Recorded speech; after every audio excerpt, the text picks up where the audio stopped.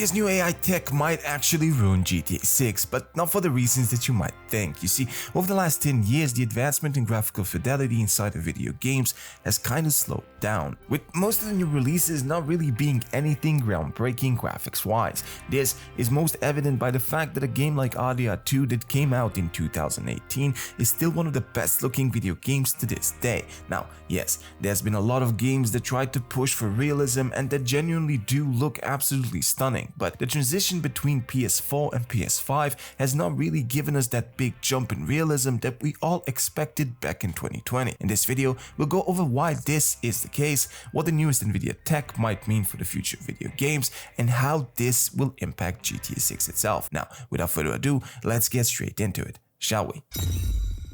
Now, before we start hurling stones at Nvidia for basically throwing in a YES5 filter and masking it as DLSS 5, what the f is this piece of? We need to come to terms that video game graphics have kind of plateaued over the last couple of years. This isn't necessarily a bad thing, as it kind of puts pressure on studios to come up with their own unique style again, as was the case back in the original Xbox and Xbox 360 days, as well as the PS2 and PS3 era. Now, back in the day, studios created games with gameplay being its core focus, tending to work around the graphical limitations of the hardware by creating an art style that could be rendered easily without wasting too many resources.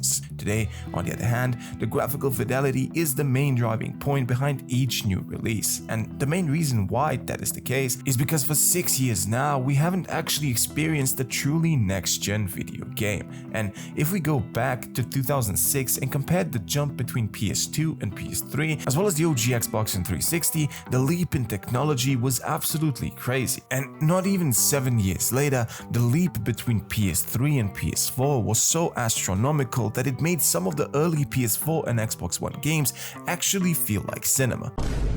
One of those games that came out in 2013 and still to this day looks as stunning as it did back then is Ryse Son of Rome. This game is not exactly known for its combat, nor is it really that special in terms of the gameplay loop, but what the developers did with its graphical fidelity still makes this game feel like a modern title. Now yes, the PS5 definitely had a few games that looked absolutely stunning themselves. Hell, Death Stranding 2 is probably one of the best looking games that exists out there, but when compared to the original that came out on the PS4, it really isn't that big of a jump in graphical fidelity. You see, one company that truly managed to push each console generation to its absolute limits is Rockstar Games, a company that from the days of the PS2 has been at the top of the gaming food pyramid, releasing banger after banger. Now yes, we know that after GTA 5, they slowed down significantly to focus more on the tiny details and world building, or you just might say they got lazy due to the GTA Online money.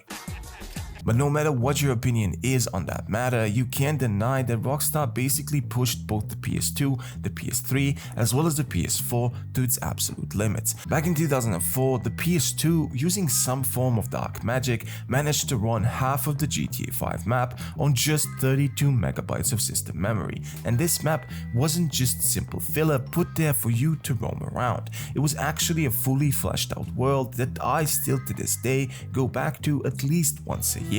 This was then followed up by GTA 5 in 2013, where they managed to squeeze in 75 square kilometers of southern San Andreas into a console that was at the end of its life cycle, only to then, in 2018, at the height of its powers, conquer the PS4 with a similarly sized map that was so packed with detail that people still to this day find new and interesting things that Rockstar ended up hiding from us. Now, the things that all three of these games have in common, at least for Rockstar, is that each game that released had a distinct art style that was instantly recognizable. San Andreas was cartoony, but it also featured this kind of weird, creepy realism that added so much to its already amazing open world. Games like Bully, The Warriors, as well as GTA 4 all had this particular feel as well, with RDR, LA Noire, and GTA 5 being the first games to kind of stray away from this particular goofiness of the characters to a more human-like realism that Rockstar is known for today. But despite them going going more for a realistic look, you could easily tell that it's a Rockstar game by just looking at it, as each game they released retained a unique art style that can't be matched by any other video game. He's got a point. And here lies the answer to the question of why we haven't seen anything groundbreaking over the past 6 years. It's just the lack of dedicated art style, something that a company could build from the ground up and improve upon over the course of many years. Back in the day, a lot of games featured a distinct look.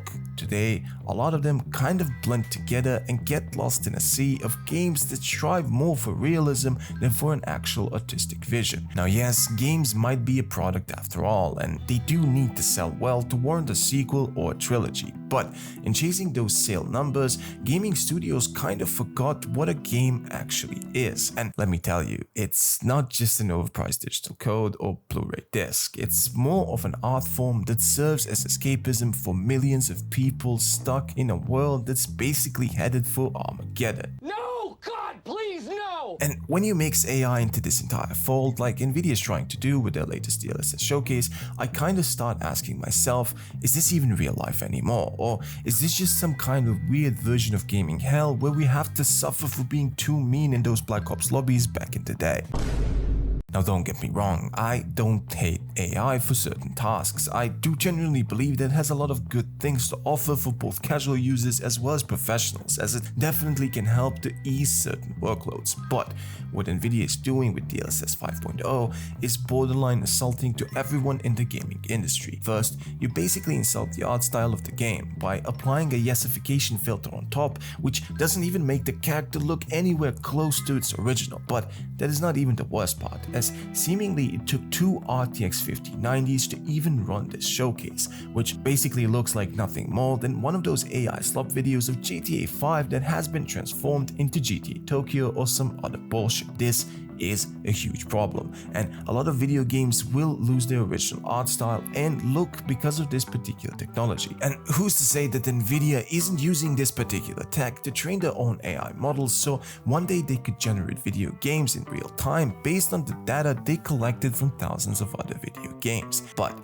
conspiracies aside, this really is a bad thing, as it will most likely lead to the absolute worst possible scenario, which is even worse optimization in video games. And let's not pretend like Nvidia isn't at fault here originally as well. Hell, I'm pretty sure that the leather jacket man is somewhere watching this video and being like this. You're goddamn right. Now, let me just clear up the fact that I do run Nvidia GPU in all of my configurations, and I do not hate DLSS or the frame generation technology one bit. And I do like that you can even do multi-frame generation. In my opinion, for single-player games, that is perfectly fine. And I know that a lot of people call these fake frames, but in reality, no one should care as long as the gameplay feels smooth, which for me personally, it does. Now, if the technology just stayed as some form of upscaling method or some way to boost your FPS by reducing the strain on your GPU, I would totally be fine with it. But as it currently stands,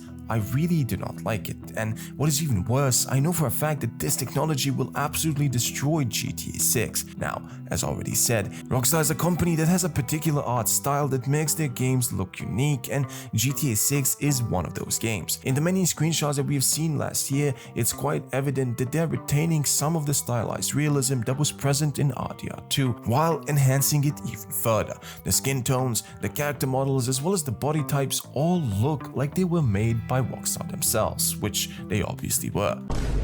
Now imagine you slap DLSS 5 on top of this extremely detailed screenshot, only to have these two look like this.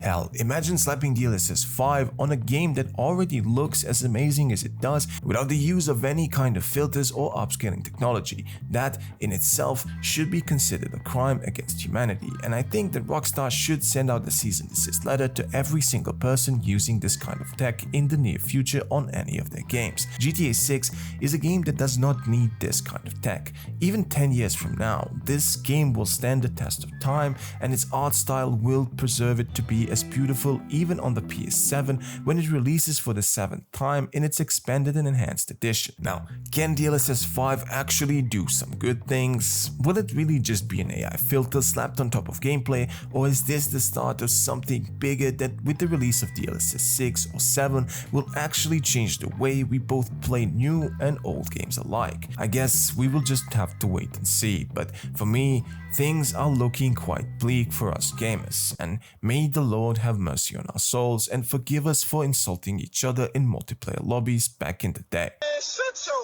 Anyways, what do you guys think? Will this tech actually be a game changer down the line, or will it actually destroy the intended art style of the originals? Let me know your thoughts in the comments below. Thank you for taking time to watch this video, and a big thank you to all the 2,100 people that ended up subscribing.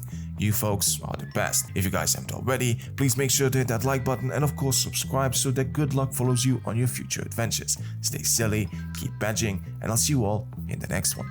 Peace.